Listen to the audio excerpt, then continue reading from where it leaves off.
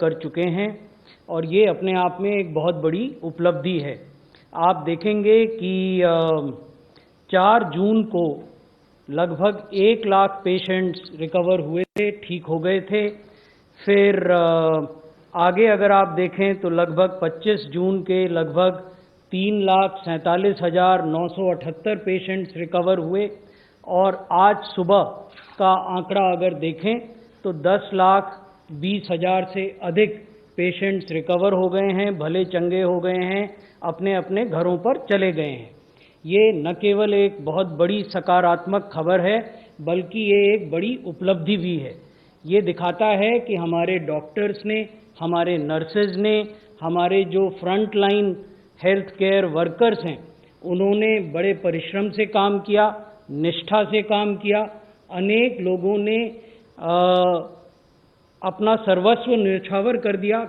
देखें कि प्रतिदिन रिकवरी सप्ताह दर सप्ताह कैसे बढ़ी हैं, तो आप देखेंगे कि जुलाई महीने के पहले सप्ताह में लगभग 14,800 से अधिक रिकवरीज होती थी प्रतिदिन और फिर वो धीरे धीरे बढ़ी और अगर आप पिछला सप्ताह देखें 26 से 30 जुलाई का तो 34,230 रिकवरी औसत प्रतिदिन हुई। अनेक राज्य और अनेक संघ शासित क्षेत्र ऐसे हैं जहां की ये रिकवरी का जो दर है वो इससे भी अधिक है। ये मैं आपको राष्ट्रीय दर दिखा रहा हूं। The national average recovery per day week on week basis has been showing a progressive increase and in the last week it was 34,230 recoveries a day. और उसके साथ ही जैसे कि आपने कहा है कि अगर कोई non covid patient essential health facilities को एक्सेस करना चाहे तो उनको बिना किसी परेशानी के एक end to end case management हो, उस टाइप की सहूलियत प्रोवाइड की जाए।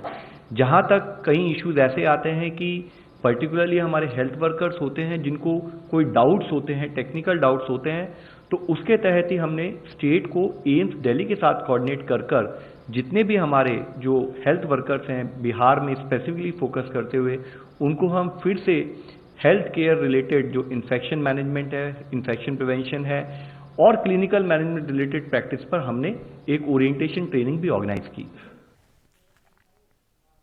वहीं केंद्रीय विज्ञान और प्रौद्योगिकी मंत्री हर्षवर्धन सिंह ने कहा है कि भारत हर दिन लगभग 5 लाख कोरोना वायरस परीक्षण कर रहा है और अगले 1-2 महीने में यह संख्या दोगुनी करने की योजना है और कोरोना वायरस शमन के लिए council for scientific and industrial research technologies पर भी एक संग्रह के शुभारंभ के दौरान हर्षवर्धन सिंह ने ये बातें कही हैं। और आपको बता दें कि हर्षवर्धन सिंह केंद्रीय स्वास्थ्य मंत्री भी हैं।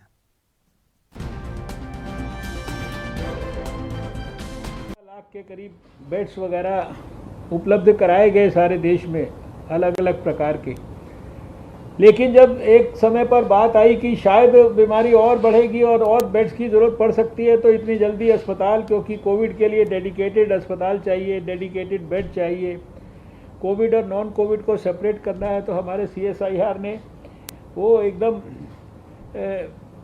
जिसे कहते हैं मिनटों में और दिनों के अंदर बड़े अस्पताल खड़ा करने वाली टेक्नोलॉजी जो है उसको विकसित करके दिखा दिया। जहां वायरस का अध्ययन करने का विषय आया तो भारत जो है वो उन 5 देशों के अंदर है जो वायरस को आइसोलेट कर पाया।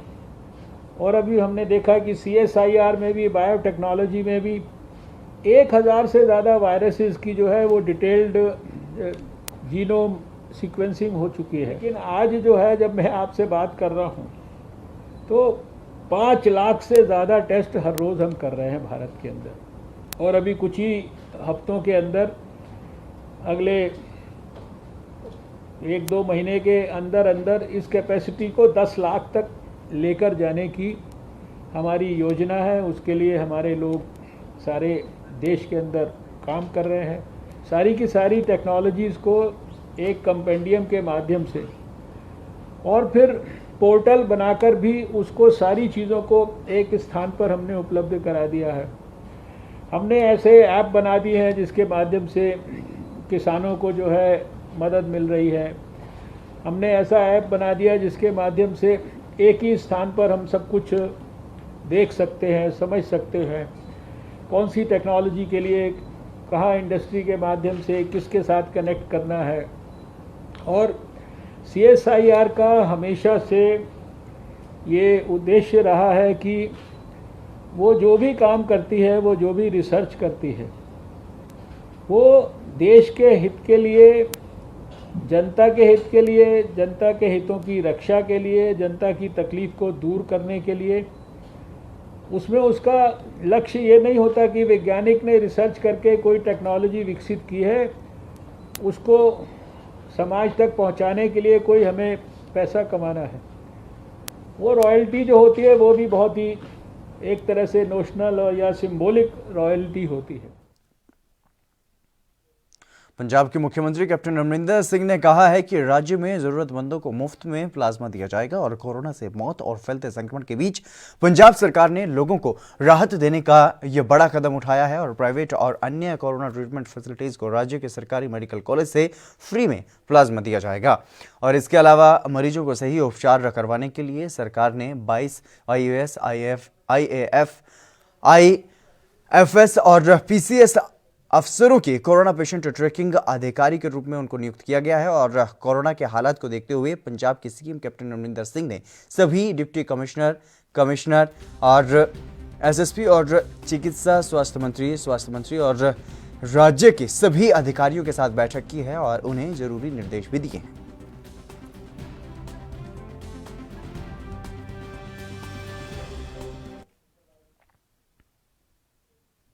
राम मंदिर के निर्माण कार्य का शिलान्यास 5 अगस्त को होने जा रहा है, जिसको लेकर के गोवा के CM प्रमोद सावंत ने अपनी प्रतिक्रिया दी है। हमारे देश के प्रधानमंत्री माननीय नरेंद्र मोदी जी, उनके हाथों में श्री राम प्रभु मंदिर का अयोध्या में शुरुआत हो रही है।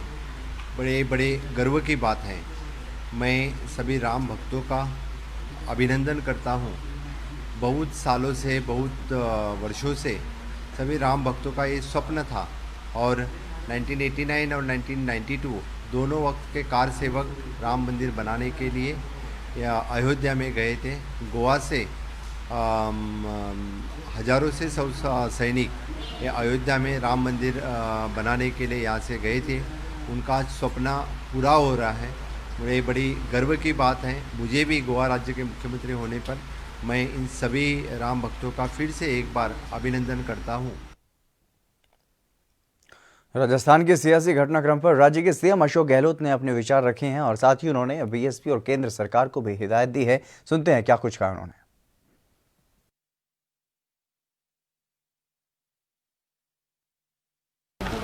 अनफॉर्चुनेटली हमारे जो साथी कुछ बैठे हैं गुड़गांव वाले वो आते नहीं हैं, जबकि सबको मालूम है कि किस प्रकार का राजनीतिक माहौल बना हुआ राजस्थान के अंदर। ऐसे वक्त में जो चुनाव जीत के आए हैं कांग्रेस के चुनाव चिन्ह पर, वो लोग आगे अलग जाके बैठ जाएं। अगर कोई नाराज़गी है तो AICC में जाके बैठते, अखिल भारतीय कांग्रेस कमेटी 24 अक्टूबर रोड पता है, PCC में आके बात करते। पर इतने दिनों से वो वहाँ बैठे हुए अलग होकर के, अब भी मैं चाहूँगा उनको आना चाहिए मीटिंगों के अंदर। अब तो असेंबली बुला ली हम लोगों ने। अगर वो कांग्रेस के चुनाव चिन्ह में जीत के गए हैं तो पहली ड्यूटी है कि सरकार के साथ में खड़े दिखे वो पब्लिक को भी। जनता उनके क्षेत्र में क्या सोच रही होगी कुछ सोच नहीं सकता, उनका एहसास अभी उनको है नहीं। और वो बीजेपी की गोद में क्यों खेल रहे हैं? पूरी तरह बीजेपी की जो तैयारियां हैं, बीजेपी ने वहाँ पर इंतजाम किए हुए हैं, उन्हीं की पुलिस है, उन्हीं के घेरे में बंद है। वहाँ पर कोई आना चाहे तो नहीं आ सकता है, ऐसा संदेश आ रहे हैं। हमें तो मालूम पड़ नहीं रहा है, क्योंकि SOG जाती है वहाँ। जिन लोगों के खिलाफ केस बने हैं SOG के अंदर, ACP के अंदर, उनको अलाउ नहीं वहाँ पर। उनको हम क्या कहेंगे? फिर कहते हैं हम कांग्रेसी हैं, फिर कैसे कांग्रेसी हुए? तो ये स्थितियाँ सबके सामने हैं। पूरा प्रदेश देख रहा है, पूरा देश देख रहा है। पूरा खेल बीजेपी का है, ये पूरा खेल बीजेपी का है।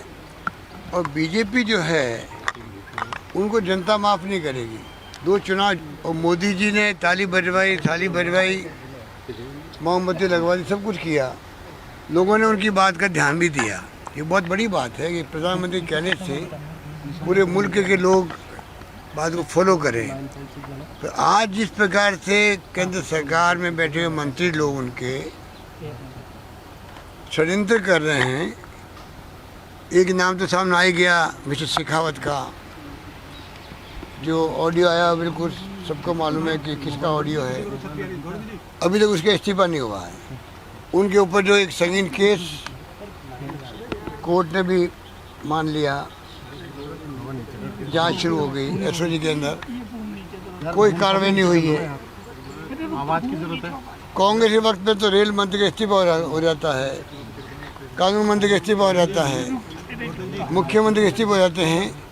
और यहाँ आप देखिएगा जो सरकार गिराने के षड्यंत्र कर रहा है, जो इतनी जनता को लूट चुके हैं, वो चिट फंड है, पता नहीं कौन सी कंपनी है, क्या नाम है उसका आपको मालूम है, संजीवनी, उसके बाद में भी कोई कार्रवाई नहीं। तो जनता सब देख रही है। और बीजेपी को चाहिए, अमित शाह जी को चाहिए कि सरकार गिराने के इरादे छोड़े देश के अंदर, उससे लोकतंत्र कमजोर होगा। राजस्थान के परिवहन मंत्री प्रताप सिंह खाचरियावास ने आज मीडिया से बातचीत करते हुए कहा है कि हमारे परिवार के मुखिया गवर्नर साहब ने अब 14 अगस्त की तारीख दे दी है और अब कोई दिक्कत नहीं है। हमारे पास पूर्ण बहुमत है, विधानसभा का सत्र बुलाया जाएगा और अगर कोई भी आदमी सरकार के बहुमत को चुनौती देगा तो सच्चाई सामने आ जाएगी। क्योंकि सब जानते हैं कि ये राजस्थान की जनता, राजस्थान के नेता, राजस्थान के तमाम लोग चाहते थे कि संविधान का सम्मान हो। और हमारे परिवार के मुखिया गवर्नर साहब ने अब डेट दे दी है, अब कोई दिक्कत नहीं है, हमारे पास पूर्ण बहुमत है, विधानसभा का सत्र बुलाया जाएगा। यदि कोई भी आदमी सरकार के बहुमत को चुनौती देगा तो सच्चाई सामने आ जाएगी। सच्चाई और ईमानदारी सामने आनी चाहिए। कोरोना संकट के समय में सबसे बड़ी चुनौती थी और उस चुनौती में राजस्थान के रिजल्ट सबसे अच्छे रहे। जनता की सेवा हो, काम हो। और अभी आपको पता है यही बड़ा मकसद है कि लोगों के साथ कहीं भी इस कोरोना संकट में इस तरह की स्थिति पैदा नहीं होनी चाहिए कि उनको किसी चीज की दिक्कत हो जाए। सरकार का एक बड़ा संकल्प था, कोई भूखा नहीं सोना चाहिए। इसीलिए राजस्थान की सरकार ने पहले 1 करोड़ लोगों को डायरेक्ट सहायता दी, पैसे पहुंचाए। उसके बाद 35 लाख लोगों को अभी 1000 रुपए की डायरेक्ट सहायता दी। 6 करोड़ लोगों को फ्री में गेहूं और दाल उपलब्ध कराया। पेंशन वालों को पेंशन, और आपको पता है मोक्ष कल्याण बस सेवा शुरू की गई हरिद्वार के लिए free of cost. Madhya Pradesh की राजधानी भोपाल में कांग्रेस नेता पीसी शर्मा ने प्रेस वार्ता की है और प्रेस वार्ता में उन्होंने कई मुद्दों पर अपनी राय दी है। और अब जहाँ पे भी चुनाव है वहाँ पे पूरे फीडबैक लेंगे वहाँ के नेताओं से, कार्यकर्ताओं से, जो 27 सीट है उसके बारे में। तो निश्चित तौर पर एक अभियान शुरू हो गया। अभी मैं ग्वालियर था, पूर्व क्षेत्र मुझे देखना है, और वहाँ हमने प्रेस कॉन्फ्रेंस करके ये जो मास्क है कि बिकाऊ नहीं टिकाऊ चाहिए, एक बार फिर कमलनाथ सरकार चाहिए। जो 27 बल्कि 25 विधायक जो बिक गए, लंबे सौदेबाजी हुई, जिसकी वजह से ये चुनाव होने जा रहा है। पहले जो सरकार गिराई कमलनाथ जी की, वो एक टर्निंग पॉइंट था। वहाँ से कोरोना मध्य प्रदेश में फैला और ये सरकार संभाल नहीं पाई क्योंकि अकेले मुख्यमंत्री जी थे। उसके बाद 5 मंत्री आए। स्वास्थ्य मंत्री मध्य प्रदेश में 2 महीने तक नहीं था लगातार, और इसके बाद इन्होंने वर्चुअल रैली और यही तोड़फोड़ के चक्कर में जो मीटिंगें की भारतीय जनता पार्टी कार्यालय में, उस जगह, उसकी वजह से आज मुख्यमंत्री से लेके बीजेपी के अध्यक्ष से लेके भगत जी से लेके कई मंत्री, कई एमएलए, कई इनके कार्यकर्ता जो सोशल डिस्टेंसिंग, 2 गज की दूरी बहुत जरूरी, इसका पालन नहीं किया। इससे आज पूरा मध्य प्रदेश परेशान हो गया। और ये कुल मिलाकर कोरोना जो फैला है ये भारतीय जनता पार्टी के लिए जिम्मेदार। कांग्रेस के वरिष्ठ नेता प्रियंका गांधी वाड्रा ने गुरुवार को दिल्ली के लोधी एस्टेट इलाके में स्थित अपना सरकारी बंगला खाली कर दिया है और केंद्र सरकार ने नोटिस में उन्हें 1 अगस्त तक परिसर को खाली करने के लिए कहा था। उन्हें केंद्र सरकार की ओर से 1 जुलाई को ये नोटिस मिला था और सूत्रों के अनुसार कांग्रेस अध्यक्ष सोनिया गांधी की बेटी और पार्टी महासचिव प्रियंका गांधी मध्य दिल्ली में अपने नए घर में जाने से पहले कुछ दिनों के लिए गुड़गांव पेंट हाउस में रहेंगी और राष्ट्रीय राजधानी में उनके नए घर का नवीनीकरण किया जा रहा है। और प्रियंका से जुड़े सूत्रों ने यह भी बताया है कि वो अभी कुछ दिन गुरुग्राम में ही रहेंगी और फिर मध्य दिल्ली इलाके में एक आवास में रहने के लिए चली आएंगी।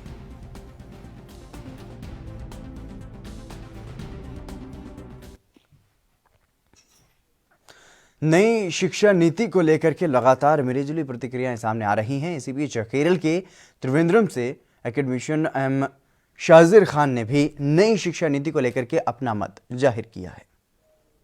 New national education policy, which is approved by the union government, is against the basic foundation of our education system prevailing in our country. Actually, it's a challenge against the democratic and secular principles of our education system. They are bringing a new structure for education. Actually, that will augment the privatization process which is going on now. From school level to higher education, the policy is privatization, total privatization of education that is going on. This new education policy proposes total privatization and multinational investment in the field of education. Not only in the field of higher education, but in school level also. That is one aspect. The another aspect is decentralization.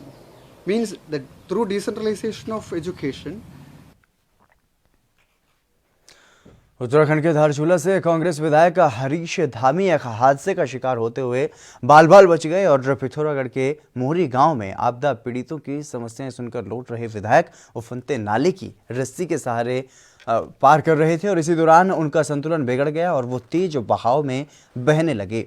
मलबे का बहाव इतना तेज था कि वो करीब 10 metre तक बह गए और साथियों ने किसी तरह से उनको बचाया और वोल्ड्रू की चपेट में आने से विधायक के हाथ पैर और माथे पर चोट भी आई है। उठा लो ये बहते बहते हरीश धामी जी बच चुके हैं, आधा बह गए थे।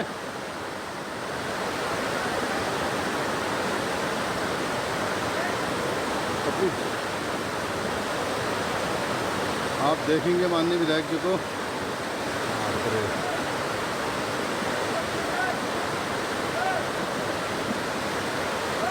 ये देखेंगे आप हरीश धामी।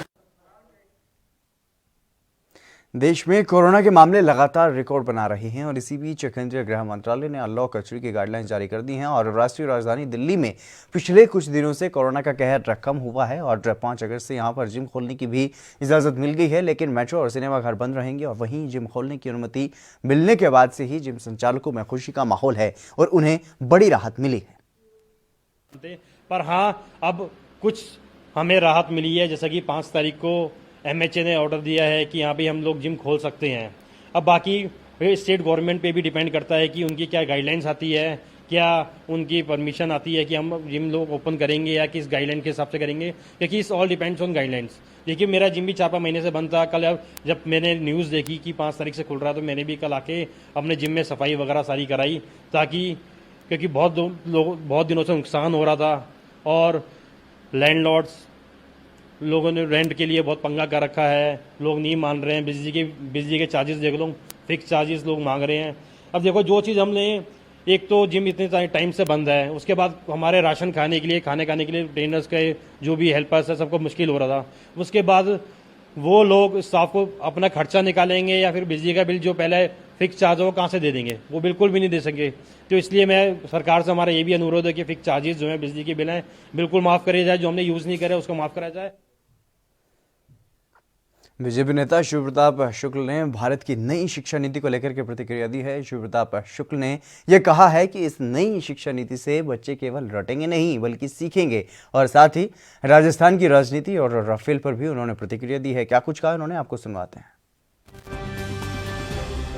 इस शिक्षा नीति को बहुत ही अच्छी शिक्षा नीति मान करके चलता हूं। मैं इसके लिए माननीय प्रधानमंत्री जी को धन्यवाद देना चाहूँगा कि जिस शिक्षा के मंत्रालय को 1985 में नाम ही बदल दिया गया था, नाम के साथ काम भी बदल दिया गया था, अब वह पुनः अपने सही अर्थों में, मूल अर्थों में आया है और बच्चे अब केवल रटेंगे नहीं बल्कि सीखेंगे। हाईकोर्ट में जो उन्होंने जो वर्डिक्ट दिया, जिसके आधार पर एक बार पहले भी सुप्रीम कोर्ट ने कह दिया था कि नहीं, उसके संदर्भ में हम कोई रोक नहीं लगाएंगे।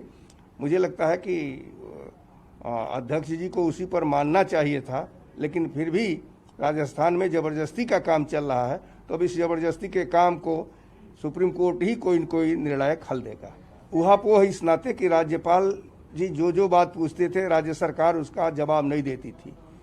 21 दिन की बात जो उन्होंने कही थी, अब जा करके चौथी बार राज्य सरकार ने माना है, तो उन्होंने अपनी सहमति दे दिया। राज्यपाल कहीं गलत नहीं थे, राज्य सरकार जबरदस्ती हठधर्मिता कर रही थी। देश के सभी लोगों को स्वागत करना चाहिए। एक रक्षा के क्षेत्र में क्रांतिकारी परिवर्तन हुआ है।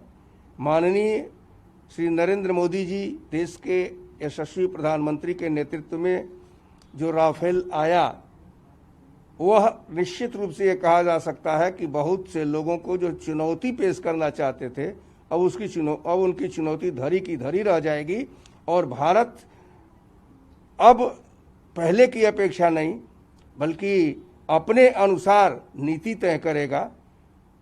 और जिस प्रकार से रक्षा बजट भी बढ़ाया गया है, रक्षा पर ध्यान दिया गया है, वह अत्यंत।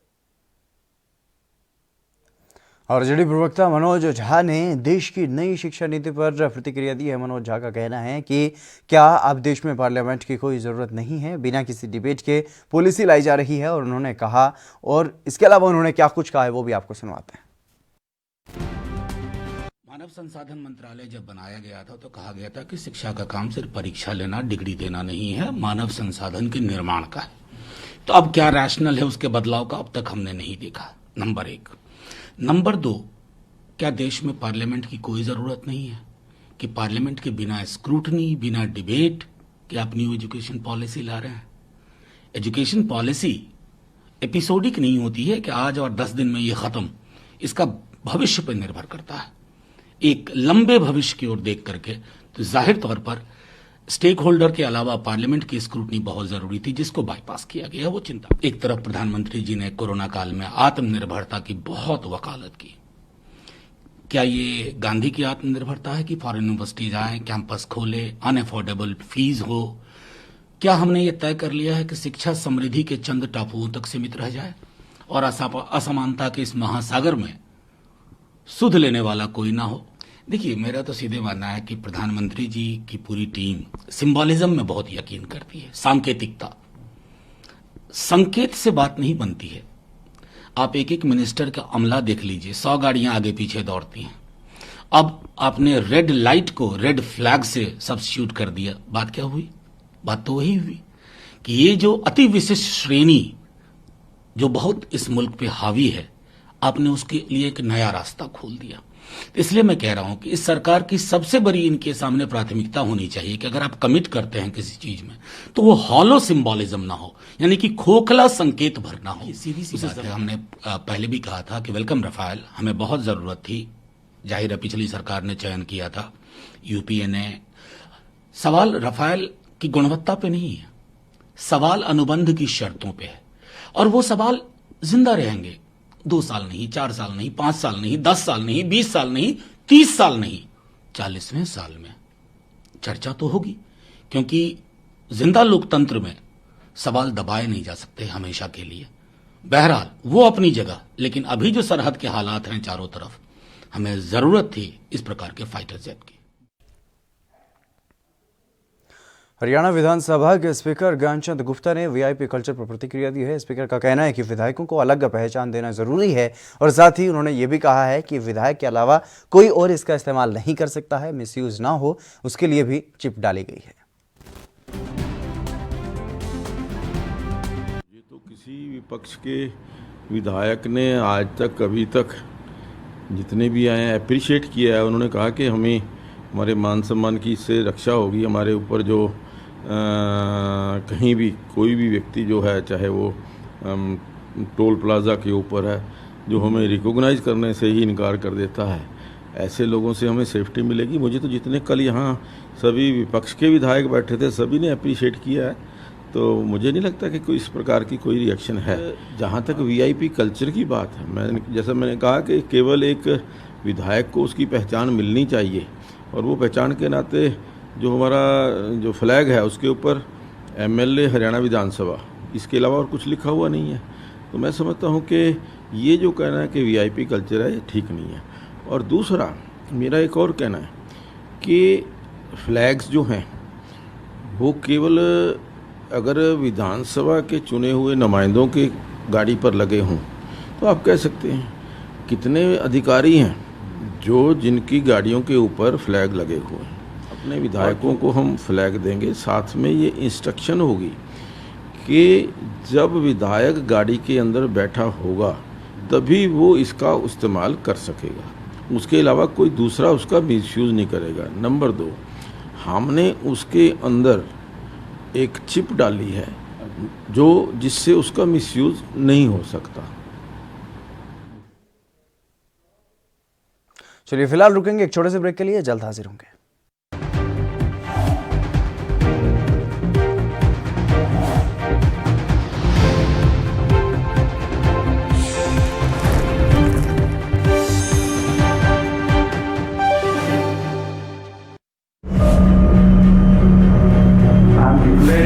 Public health emergency of international concern over the global outbreak of novel coronavirus. Bharat की कोरोना वायरस से जंग।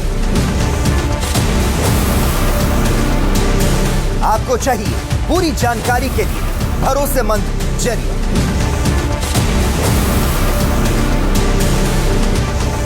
जानकारी जो अफवाहों पर ना हो। 24 घंटे 7 दिन लगातार सिर्फ ANB न्यूज पर।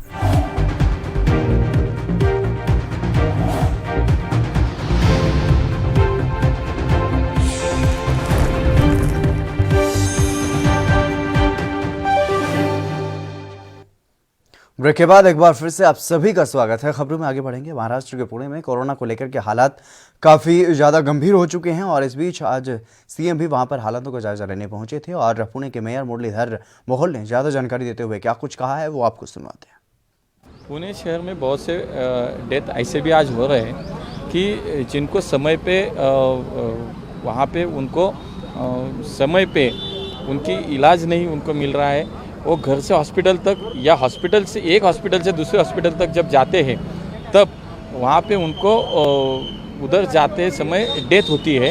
लेकिन ICMR की गाइडलाइंस ऐसी है कि डेथ होने के बाद आप टेस्टिंग नहीं कर सकते कोरोना की, तो वो कोरोना की टेस्टिंग नहीं करते डेथ होने के बाद। लेकिन जब चेस्ट की एक्सरे निकालते हैं हॉस्पिटल में, ससून हो या कोई भी प्राइवेट हॉस्पिटल हो, PMC के हॉस्पिटल हो, वहाँ पे डिटेक्ट हो जाता है कि उनको इन्फेक्शन था, कोरोना से डेथ हो गई और वो डिक्लेयर करते समय कोरोना से नहीं करते। ऐसे ही पुणे में एवरेज 400 या 500 के नज़दीक डेथ ऐसी हो रही है जो कोरोना से हो रही है लेकिन वो डिक्लेयर नहीं हो रही। इसमें कोई जानबूझ के कोई काम नहीं कर रहा है, लेकिन ये डेथ नहीं हो इसके लिए कुछ सूचनाएं CM साहब आप प्रशासन को दीजिए और जल्दी से जल्दी ऐसे पेशेंट को डिटेक्ट करने चाहिए, उनको सुविधाएं मिलनी चाहिए, ऐसी मैंने मांग की। 400 या 500 के नज़दीक या डेथ हो रही है हर महीने। अभी तक कितनी नहीं, ज़्यादा से ज़्यादा 1000 के अंदर ही रह गए, लेकिन वो ज़्यादा नहीं, आगे जाके नहीं होना चाहिए, इसके लिए प्रिकॉशन लेनी चाहिए। सुन्नी सेंट्रल वक्फ बोर्ड ने अयोध्या में मस्जिद बनाने के लिए इंडो इस्लामिक का कल्चर कल्चरल फाउंडेशन मस्जिद ट्रस्ट का गठन किया है और बोर्ड के ट्रस्ट गठन का रामलला के मुख्य पुजारी आचार्य सत्येंद्र दास ने स्वागत किया है। उन्होंने कहा है कि जैसे ट्रस्ट गठित कर राम जन्मभूमि पर मंदिर बन रहा है, वैसे ही सुन्नी सेंट्रल वक्फ बोर्ड भी अपनी जमीन पर निर्माण कार्य करे। वहीं उन्होंने वक्फ बोर्ड को बाबर के नाम पर मस्जिद न बनाने के लिए आगाह किया है और भगवान राम के जन्मस्थान पर राम मंदिर निर्माण होने जा रहा है। वहीं मस्जिद के लिए मिली जमीन के प्रति सुन्नी सेंट्रल बोर्ड के उदासीन होने की बात कही जा रही थी और जमीन आवंटित होने के कई दिन बाद बोर्ड ने प्रशासन को सहमति पत्र भेजा था और बोर्ड ने अयोध्या के धन्नीपुर में मस्जिद के लिए मिली 5 एकड़ जमीन स्वीकार तो कर ली है, लेकिन धरातल पर अब तक निर्माण कार्य शुरू नहीं हो पाया है। क्योंकि सुप्रीम कोर्ट के आदेश से 5 एकड़ जमीन मुस्लिम पक्ष को दिया गया और उसमें चाहे मस्जिद बनवावें, चाहे स्कूल बनवावें, चाहे चिकित्सालय बनवावें, सब कुछ उनको अधिकार 5 एकड़ में मिल गया है। और उनका जो ट्रस्ट बन गया है, तो वह ट्रस्ट जो है के माध्यम से वहाँ का जो कार्य करना होगा, जो कुछ हुआ है वो सुप्रीम कोर्ट के आदेश से हुआ है। उसी प्रकार से हमारे यहाँ ट्रस्ट बन गया और भव्य मंदिर बनने का कार्यक्रम शुरू हो गया है। तो इसलिए दोनों ट्रस्ट अपने अपने अधिकार के अनुसार मंदिर बनावे, मस्जिद बनावे। हाँ, एक चीज़ का प्रतिबंध जरूर रहेगा, यदि मस्जिद बनाते हैं तो वह मस्जिद का नाम बाबरी मस्जिद नहीं होगी। यदि बाबरी मस्जिद के नाम से बनाएंगे तो वही दशा होगी जो कभी विवादित। देश भर में कोरोना वायरस के मामले तेजी से बढ़ रहे हैं और इस बीच महाराष्ट्र के बाद तमिलनाडु में भी लॉकडाउन को 31 अगस्त तक बढ़ा दिया गया है और तमिलनाडु सरकार ने राज्य में 31 अगस्त तक लॉकडाउन का फैसला किया है। हालांकि इस लॉकडाउन में लोगों को थोड़ी छूट जरूर मिलेगी। तमिलनाडु के मुख्यमंत्री के पलानीस्वामी ने यह बताया है कि अगस्त महीने में सभी 5 रविवारों को पूर्ण लॉकडाउन किया जाएगा और इस दिन लोगों को किसी भी तरह की छूट नहीं दी जाएगी।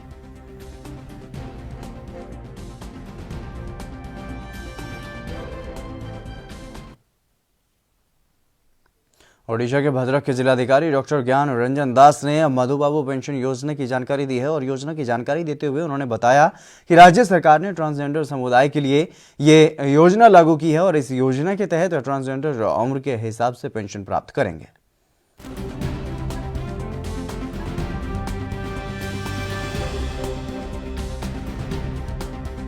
Government of Odisha has amended the provisions and eligibility criteria under Madhubabu Pension Yojana. Recently, they have included all transgenders subject to income eligibility criteria under the Madhubabu Pension Yojana. Accordingly, we have asked the sub-collector who is sanctioning the such pension under Madhubabu Pension Yojana, so that the transgenders who are eligible, they can be covered also.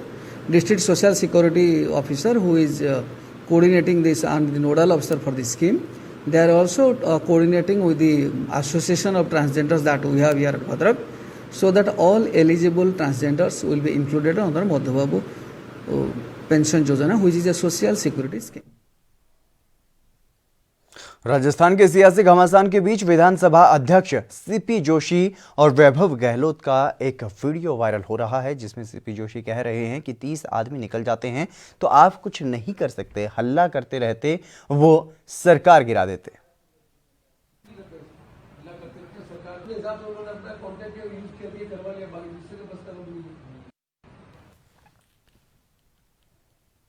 Maharashtra के अमरावती से एक चौंकाने वाला मामला सामने आया है, जहां पर कोरोना टेस्ट करने गई एक युवती ने लैब टेक्नीशियन पर बलात्कार का आरोप लगाया है और पुलिस ने शिकायत पर मामला दर्ज कर अल्पेश आलोक देशमुख नाम के लैब टेक्नीशियन को हिरासत में ले लिया है और पीड़ित युवती का मेडिकल करा करके आगे की कार्रवाई शुरू कर दी गई है।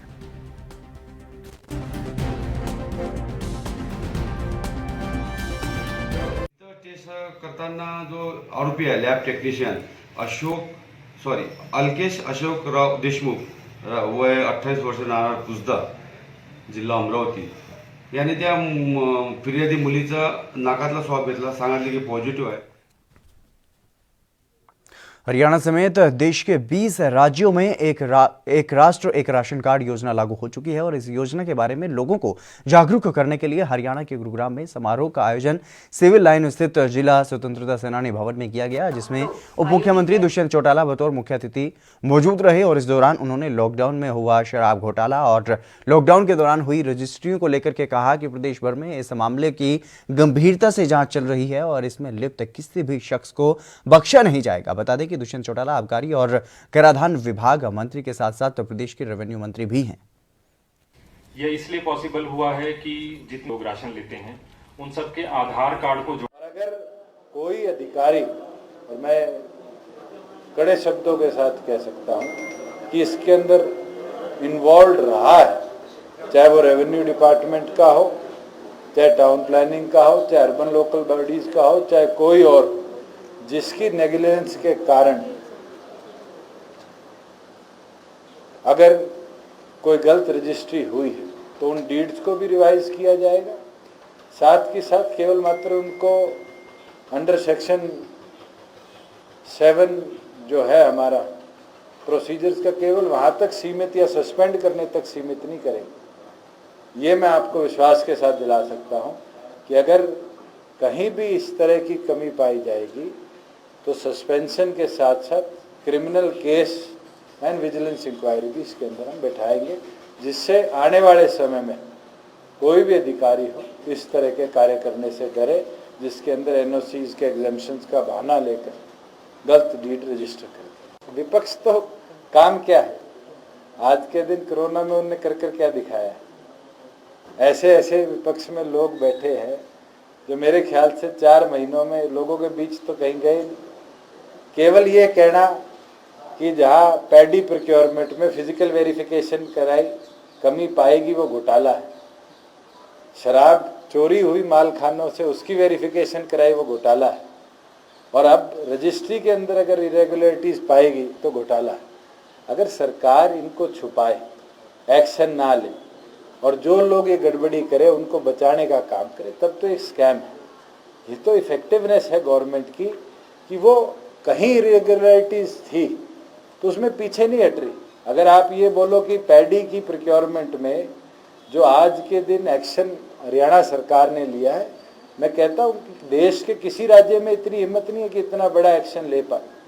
ये इफेक्टिवनेस है हरियाणा सरकार की कि हमने हमारे सीएमआर का जितना पैडी था उसकी अवेलेबिलिटी कराई, जहां हमें कमी पाएगी हमने वहां पर पेनल्टी लगाने में और लोगों की मिल्स के आने वाले समय में परमिट कैंसिल करने में देरी नहीं। यूपी के बुलंदशहर में स्वतंत्रता दिवस की जगह गणतंत्रता दिवस की बधाई के होर्डिंग्स लगाए गए हैं और यह कारनामा राष्ट्रवादी कहे जाने वाली पार्टी भारतीय जनता पार्टी के होर्डिंग्स और पोस्टरों पर किया गया है। शायद बुलंदशहर में गणतंत्रता दिवस और स्वतंत्रता दिवस के अंतर को भाजपाई भूल गए हैं और स्वतंत्रता दिवस के मौके पर गणतंत्रता दिवस की शुभकामनाओं के शहर भर में होर्डिंग्स लगवाए गए हैं। होर्डिंग्स में रक्षाबंधन और जन्माष्टमी की भी शुभकामनाएं दी गई हैं, लेकिन भाजपाइयों की ओर से लगाए गए होर्डिंग्स शहर में चर्चा का विषय बने हुए हैं।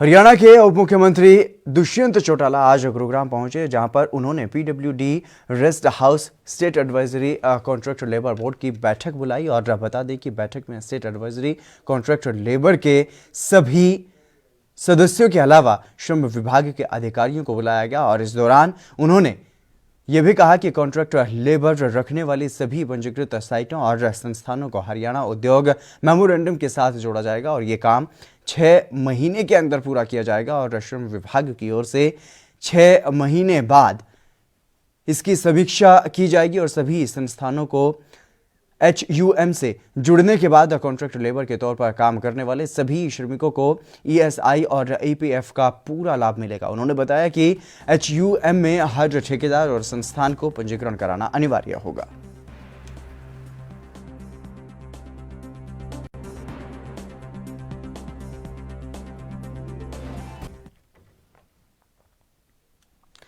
छत्तीसगढ़ के बड़ौदा बाजार में 2 महीने पहले 2 सगी नाबालिग बहनों के साथ सामूहिक बलात्कार करने वाले 11 आरोपियों को पुलिस ने गिरफ्तार किया है। पलारी थाना क्षेत्र में 11 लोगों ने मिलकर दोनों नाबालिग बहनों के साथ दुराचार किया था और बीते दिन इस मामले की रिपोर्ट लिखवाई गई, जिसके बाद पुलिस ने कार्रवाई करते हुए सभी 11 आरोपियों को गिरफ्तार कर लिया है। पकड़े गए आरोपियों में 2 नाबालिग भी बताए गए हैं और इस मामले का खुलासा पुलिस अधीक्षक ने किया है।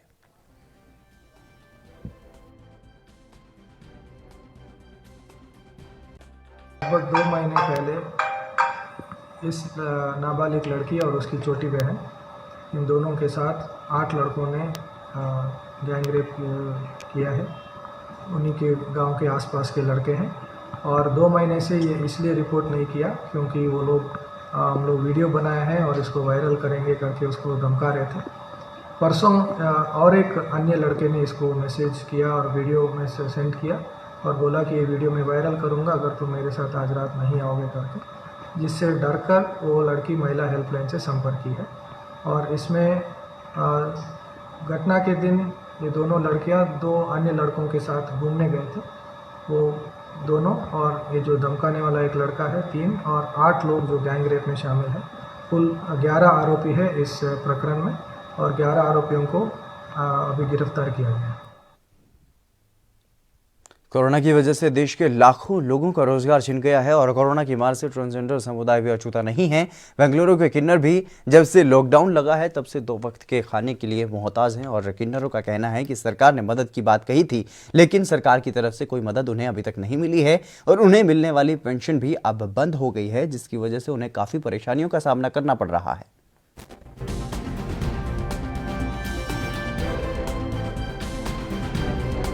हम सभी घर में ही बैठे थे। हाँ, क्या कि आपके लोग थोड़ा हेल्प किया रेशन सभी बोल के, लेकिन 4-5 साल से बाहर जाने को भी डर है। कोई किसको तो भी जाके पूछ, 4-5 महीने से किसके साथ तो भी जाके ना भिक्षा पूछे तो वो है ना क्या बोल रहा है, डर के जा रहा है। सिग्नल में जाके पूछा तो वो भी है ना डोर ओपन नहीं कर रहा, नहीं दे रहा है। सेक्स वर्कर्स जाए तो अब नहीं जा सकते, किसको क्या है बोल के, वो इसलिए घर में बैठे हैं। गवर्नमेंट की तरफ से क्या तो हेल्प मिलेगा बोल के कितना की हो गया, अभी तक हेल्प ही नहीं मिल गया। आपको कोई पेंशन मिल रहा था ना? नहीं, वो भी नहीं मिल रहा। नहीं, it's very hard. It's true because past for 3 months from March it started corona. After that 3 months it was lockdown. In that we suffered a lot because we was not having a food also. पश्चिम बंगाल में राज्य कांग्रेस सभापति सोमेन मित्रा का निधन हो गया है और वो 72 साल के थे। उनके निधन पर ममता बनर्जी ने भी शोक जताया है। ममता बनर्जी ने ट्वीट कर उनके निधन पर संवेदना प्रकट की है। वो बीते दिनों से काफ़ी बीमार चल रहे थे और उन्हें किडनी और हार्ट में समस्या के चलते अस्पताल में भर्ती करवाया गया था, जहाँ पर डॉक्टर उन्हें नहीं बचा पाए। उनके पार्थिव शरीर को अस्पताल के बाद बंगाल कांग्रेस भवन ले जाया गया और उसके बाद कौरा ताला शमशान घाट पर अंतिम संस्कार की रस्में पूरी की गई।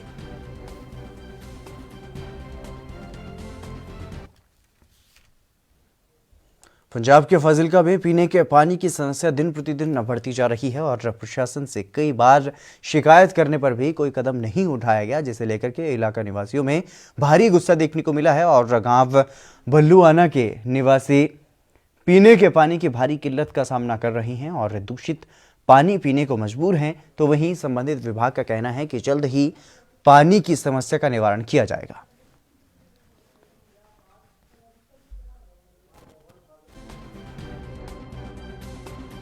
लोग सर अपने कैंटਰਾਂ ਤੋਂ ਬਾਹਰੋਂ ਮੁੱਲ ਪਾਣੀ ਮੰਗਵਾਉਂਦੇ ਹੈ, ਜਿਵੇਂ ਕੋਈ 250 ਕਦੇ ਪਾਣੀ ਜੇ ਆਪਣੀ ਨਹਿਰ ਇੱਥੇ ਸੁੱਕੀ ਹੁੰਦੀ ਹੈ, ਦੂਜੀ ਨਹਿਰ ਵਗਦੀ ਤਾਂ 500 ਹੀ ਲੈ ਲੈਂਦੇ ਆਪਣੇ ਕੈਂਟਰ ਦੇ।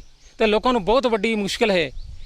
ਲੋਕ ਨਹੀਂ ਚਾਹੁੰਦੇ ਵੀ ਇੰਨੀ ਦੂਰੋਂ ਨਾਲੇ ਖਰਚਾ ਉਹਨਾਂ ਨੂੰ ਤੇ ਨਾਲੇ ਫੇਰ ਵੀ ਪਾਣੀ ਸ਼ੁੱਧ ਨਹੀਂ ਮਿਲਦਾ, ਫਿਲਟਰ ਪਾਣੀ ਫੇਰ ਵੀ ਨਹੀਂ ਮਿਲਦਾ ਉਹਨਾਂ ਨੂੰ।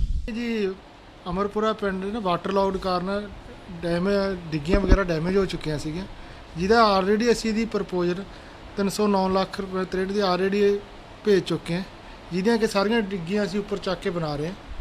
ਤੇ ਪਿਛਲੇ ਆਈ ਥਿੰਕ ਪਿਛਲੇ ਬਾਰਿਸ਼ ਹੋਣ ਕਰਕੇ ਉਹ ਡਿੱਗੀ ਵਗੈਰਾ ਥੋੜੀ ਜ਼ਿਆਦਾ ਡੈਮੇਜ ਹੋ ਚੁੱਕੀ ਹੈ ਤੇ ਅਸੀਂ ਸ਼ਾਇਦ ਜਲਦੀ ਆ ਕੁਝ ਕੋਵਿਡ ਕਰਕੇ ਥੋੜਾ ਡਿਲੇ ਹੋ ਗਿਆ ਸੀ, ਹੁਣ ਜਲਦੀ ਅਪਰੂਵਲ ਮਿਲਣ ਦੀ ਚਾਂਸ ਹੈ। ਜਦੋਂ ਅਪਰੂਵਲ ਮਿਲ ਗਈ ਤਾਂ ਨਵਾਂ ਵਾਟਰ ਬਾਕਸ ਇੱਥੇ ਉਸਾਰ ਦਿੱਤਾ ਜਾਵੇਗਾ। ਲੱਗਦਾ ਨਹੀਂ ਕਿ ਮਤਲਬ ਪ੍ਰਸ਼ਾਸਨ ਜਾਂ ਮਹਿਕਮੇ ਵੱਲੋਂ ਕੁਝ ਉਹਨਾਂ ਦੀ ਲੋਕਾਂ ਦੀ ਜਿਹੜੀ ਜਿਸ ਤਰ੍ਹਾਂ ਦੀ ਪ੍ਰੋਬਲਮ ਹੈਗੀ ਕਿ ਪੀਣ ਵਾਲੇ ਪਾਣੀ ਦੀ ਹੈਗੀ ਕਿ ਗਰਾਊਂਡ ਵਾਟਰ ਜਿਹੜਾ ਹੈਗਾ ਕਾਫੀ ਜਿਹੜਾ ਖਰਾਬ ਹੈਗਾ। ਹਾਂਜੀ। ਤੇ ਹੋਰ ਕਿਸੇ ਤਰੇ ਵਸੀਲੇ ਨਾਲ ਜਿਹੜਾ ਨਹੀਂ, ਉਹਨਾਂ ਨੂੰ ਪਾਣੀ ਵੈਸੇ ਇੱਥੇ ਇੱਕ ਆਰਓ ਸਾਡਾ ਆਰਓ ਚੱਲ ਰਿਹਾ, ਆਰਓ ਰਾਹੀਂ ਜੇ ਆਰਓ ਉੱਥੇ ਵਰਕਿੰਗ ਹੈ ਤੇ ਆਰਓ ਥਰੀ ਲੋਕ ਪਾਣੀ ਵੀ ਲੈ ਰਹੇ ਨੇਗੇ।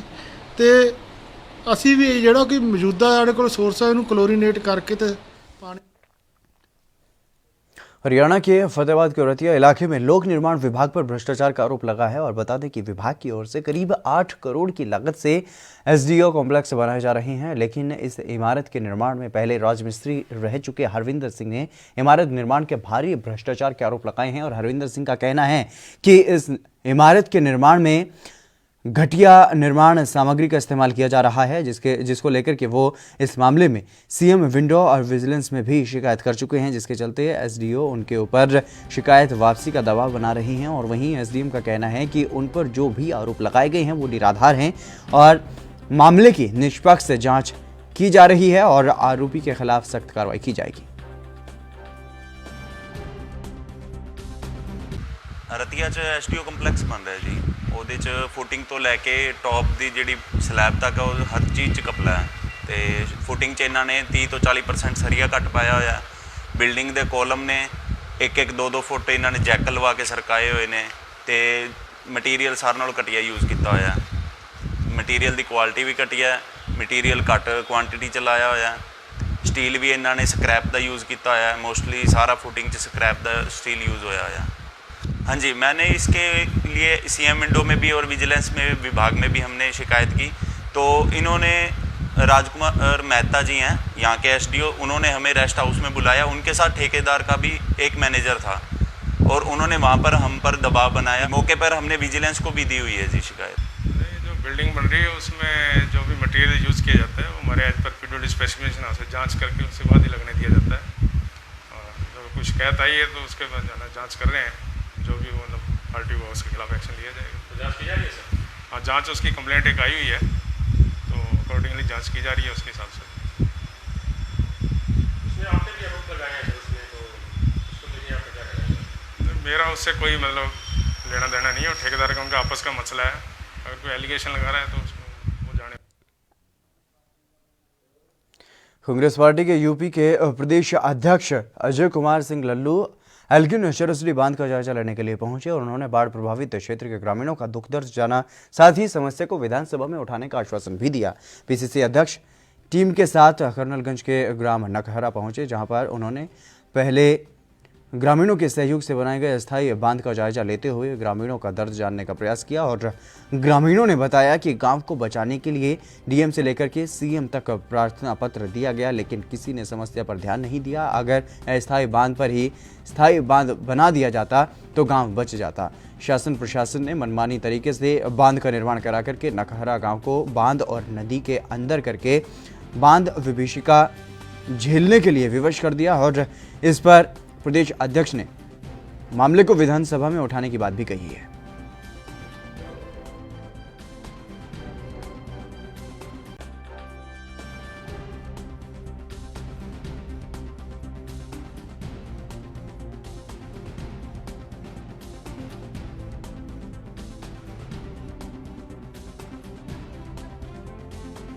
भर के अपने हाथ से तो कितनी पीड़ा होगी। सोचिए, एक ईंट बनाने में आदमी को क्या नहीं करना पड़ता है, बाहर कमाता है। राजस्थान के चित्तौड़गढ़ में भी कोरोना के मामलों में लगातार बढ़ोतरी हो रही है और बीती रात कुल 15 नए केस निकल करके सामने आए। जिला प्रशासन ने संक्रमण को देखते हुए कमर कस ली है और जानकारी देते हुए अतिरिक्त जिला कलेक्टर मुकेश कुमार कलाल ने ये बताया है कि शहरी क्षेत्र में अब सुरक्षा की दृष्टि से और भी सख्ती की जा रही है, जिसको लेकर के प्रशासनिक अधिकारियों को निर्देशित किया गया है।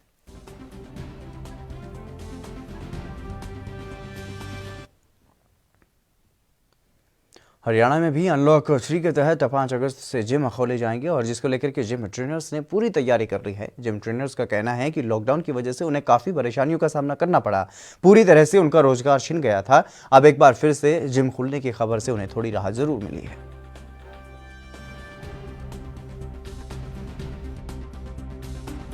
देखिए, जितने भी हमारी ट्रेनर्स भी थे वो भी, उनके पास भी कोई जॉब नहीं है। हम भी कब तक सैलरीज देते रहेंगे, 1 महीना 2 महीना दे सकते हैं, उसके बाद जब हमारी खुद की इनकम नहीं होगी तो हम भी कैसे उनको अफोर्ड कर सकेंगे। हमारे अपने एक्सपेंसेस भी है पर्सनल, तो बहुत मुश्किलें आई है इस दौरान। आने वाले टाइम 5 अगस्त को जो ओपन हो रहा है जिम सारा, तो प्रॉपर सैनिटाइज किया जाएगा, थर्मल स्कैनिंग की जाएगी। हर मशीन को हमें दोबारा इक्विपमेंट को जितने भी है सैनिटाइज करना पड़ेगा। जितने भी मेंबर है, एक मेंबर यूज़ करेगा फिर दोबारा हमें सैनिटाइज करना है उसको, कि किसी भी तरह का इन्फेक्शन ना हो। तो ये सब ध्यान रखना पड़ेगा। सब सोशल डिस्टेंसिंग का फॉलो करना पड़ेगा। बिल्कुल मार्किंग भी होगी कि जी बिल्कुल मेंटेन हो डिस्टेंस हमारा हर जगह से। ये सब हमें ध्यान रखना पड़ेगा। अच्छा, ये हमेशा कहा जाता है कि मास्क पहने, लेकिन जिम में किस तरह से मास्क पहन के, अगर कैसे एक्सरसाइज मास्क पहन के क्या पॉसिबल है? अनलॉक 3 के तहत 5 अगस्त को जिम खुलने जा रहे हैं, जिसको लेकर के जिम मालिकों और जिम ट्रेनर्स ने अपनी तैयारियां शुरू कर दी हैं। इस क्रम में जम्मू के जिम ट्रेनर्स भी अपने अपने जिम की सफाई के काम में जुट गए हैं। उनका कहना है कि जिम खुल रहे हैं, लेकिन हम कोरोना को देखते हुए सरकार की जो भी गाइडलाइंस होंगी उन सभी का पालन करेंगे। वो एटलीस्ट मार्च एंडिंग में बंद हुए थे, तो जुलाई एंड तक है। 5 अगस्त की जो नई गाइडलाइन आई है उसके मुताबिक हम आज जिम को देखने आए थे कि जिम के अंदर हालत कैसे हैं। सफाई का प्रोग्राम अभी हमने चलाना है, उसके अलावा सैनिटाइज करना है जिम के लिए। और जो स्टेट की तरफ से अभी हम जम्मू में हैं अभी, तो जम्मू की जो गाइडलाइन आएगी स्टेट की तरफ से, वो उसको हम SOPs जो भी होंगी स्टेट की तरफ से, और government of ministry of home है, हेल्थ मिनिस्ट्री है, उनके भी तरफ से हम लोग जो भी उनकी तरफ गाइडलाइन होगी उसको हम मानेंगे, उसको फॉलो करेंगे। सेंट्रल गवर्नमेंट ने जिम खोल दिए हैं। पिछले 5 महीने से जिम बंद थे, हम घर में बैठे हुए थे। हमें जिम करने का बड़ा एक नशा है कि हम जिम के बगैर रह नहीं सकते हैं हम। तो फिर हम सर से फ़ोन करके गाइडलाइन लेते थे क्या करें क्या ना करें, तो फिर वही रनिंग करते थे, थोड़ा घर में पुशअप लगाया है, तो बस अपने आप को मेंटेन रखने के लिए यही कुछ करते थे। पश्चिम बंगाल में कोरोना के बढ़ते मामलों को देखते हुए कंप्लीट लॉकडाउन लगाया गया है। मुख्यमंत्री ममता बनर्जी ने कहा है कि राज्य में अगस्त महीने में अलग अलग दिन संपूर्ण लॉकडाउन लागू रहेगा, लेकिन ईद के दिन लॉकडाउन से छूट दी गई है और स्थानीय लोगों को इसका पालन करने के निर्देश भी दिए गए हैं और लोगों से घर में रहने की अपील की गई है। और आपको बता दें कि पश्चिम बंगाल में 65,258 लोग कोरोना से प्रभावित हुए हैं और 44,116 लोग रिकवर भी हो चुके हैं। 1,490 लोगों की कोरोना संक्रमण की वजह से मौत हुई है। जैसे कि इतना महीना हो गया काम करने के लिए, काम नहीं कर रहे आदमी। ज़्यादातर गांव का मेन सोर्सेस ही जैसे कि बाहर जाके सिलगुड़ी में ही जाके काम करना होता है। अभी नहीं जा नहीं पा रहा है, सबको दिक्कत है क्योंकि हम लोग ही जम्मू कश्मीर में बकरीद को देखते हुए लॉकडाउन में थोड़ी ढील दी गई है और इस दौरान श्रीनगर में कई दुकानें खुली हैं। स्थानीय दुकानदारों का कहना है कि लॉकडाउन में थोड़ी ढील से उन्हें काफ़ी राहत मिलेगी और दुकानें खुली हैं, लेकिन वो कोरोना को लेकर के जितनी भी गाइडलाइंस हैं उन सभी का पालन कर रहे हैं। ईद प्रिपरेशन अभी चल रही थी हमारी, तो गवर्नमेंट ने हमें डील दे दी, काफ़ी अच्छा कर दिया। ईद से पहले हमें डील दे दी, तो हम SOP सारी फॉलो करनी पड़ रही है। अभी हमने सैनिटाइजर्स रखे हैं, हमें इंफ्रारेड थर्मोमीटर्स रखे हैं यहाँ पे, हम सारा SOPs फॉलो कर रहे हैं। अभी गाउन लगा के सब लड़के PP किट्स लगा रहे हैं, फेस शील्ड्स लगा रहे हैं, मास्क लगा रहे हैं। तो अभी रिस्पॉन्स भी लोगों का काफ़ी अच्छा है, लोग हमारे साथ बहुत ताउन कर रहे हैं ये SOP फॉलो करने में। सैनिटाइजर्स यूज़ कर रहे हैं, कस्टमर्स भी हमारे SOP फॉलो कर रहे हैं, मतलब जैसे सोशल डिस्टेंसिंग रख रहे हैं कस्टमर खुद, तो काफ़ी अच्छा लग रहा है। जी जी। राजस्थान के बीकानेर में आज कलेक्ट्रेट परिसर के बाहर अखिल भारतीय विद्यार्थी परिषद द्वारा लैब टेक्नीशियन की परीक्षा करवाने की मांग को लेकर के प्रदर्शन किया गया और अखिल भारतीय विद्यार्थी परिषद के छात्र नेता महेंद्र ढाका ने आरोप लगाया है कि पुलिस प्रशासन उन्हें अपनी वाजिब मांगों को लेकर के कलेक्टर को ज्ञापन पहुंचाने से रोक रही है। और ढाका ने यह कहा है कि वो इस पूरे मामले को लेकर के लगातार मांग कर रही हैं, लेकिन प्रशासन इस ओर ध्यान नहीं दे रहा है और कलेक्ट्रेट परिसर के बाहर ABVP के समर्थक और पुलिस के बीच नोकझोंक भी हुई। बाद में आपसी समझाइश से मामला शांत हो गया।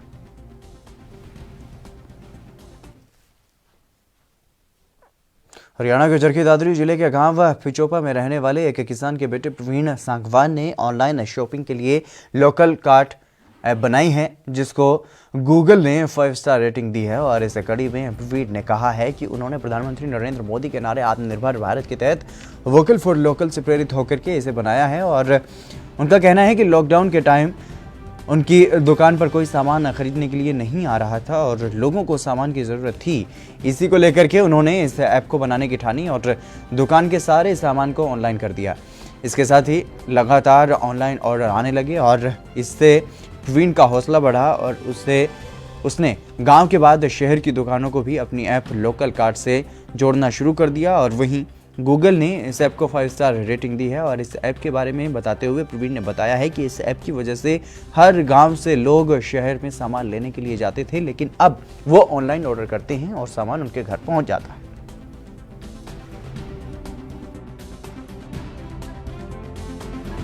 लोकल कार्ट ऐप को बनाया है, इससे जिसको भी जो भी ऑनलाइन शॉपिंग करनी है वो कर सकता है। ये जब लॉकडाउन हुआ था तो हमारी एक दुकान थी छोटी सी जिसमें थोड़ा सामान था और लोगों को थी ज़रूरत और वो ख़रीदने आ नहीं पा रहे थे, तो मैंने एक ऐप को बनाया जिसके ज़रिए सारा सामान अपना ऑनलाइन कर दिया। अब लोगों को जिसको जो ज़रूरत थी गांव में वो हमसे मंगवाने लगा। फिर मेरे को लगा कि ये मोदी जी ने एक नारा दिया आत्मनिर्भर भारत का और लोकल के लिए वोकल बनने का, तो मेरे को एक आइडिया आया क्यों ना मैं इसको खुद ही क्यों रखूँ, मैं सबको ये ऑनलाइन प्लेटफॉर्म अवेलेबल करवाता हूँ। फिर मैंने पूरे शहर को जो है ऑनलाइन करना स्टार्ट कर दिया, शहर की सभी दुकानों को ऑनलाइन करना स्टार्ट कर दिया। इससे अब शहर के जो दुकानदार थे वो अपना सामान गांव-गांव तक ऑनलाइन डिलीवर कर पा रहे थे। अब क्या हो रहा था, हर गांव से जिसको जो सामान चाहिए था वो शहर में जाता, हर गांव से 20-30-50 लोग शहर जाया करते, तो इससे जो है शहर के अंदर भीड़ बढ़ती थी। और अब क्या, चलिए फिलहाल मेरे साथ खबरों में बस इतना ही, दीजिए इजाज़त, नमस्कार।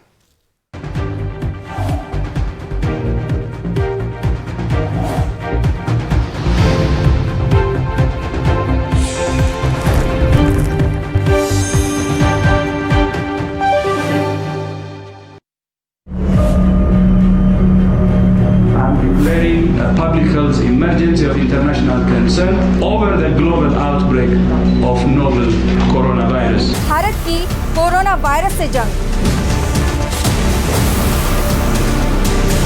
आपको चाहिए पूरी जानकारी के लिए भरोसेमंद जरिया।